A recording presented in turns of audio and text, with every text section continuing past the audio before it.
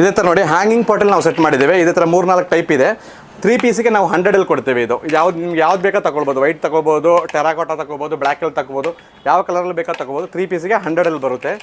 ಇನ್ನೂ ಬಂದರೆ ನೋಡಿ ದೊಡ್ಡ ರೇಂಜಲ್ಲಿ ನಾವು ಮೋಪು, ವೈಪರು, ಸೀಲಿಂಗ್ ಬ್ರೂಮ್ಸು ಮತ್ತು ಡಸ್ಟ್ ಕ್ಲೀನ್ ಮಾಡೋದು ಈ ಥರ ನೋಡಿ ಎಲ್ಲ ಇಂಪಾರ್ಟೆಂಟ್ ಐಟಮ್ ಇದು.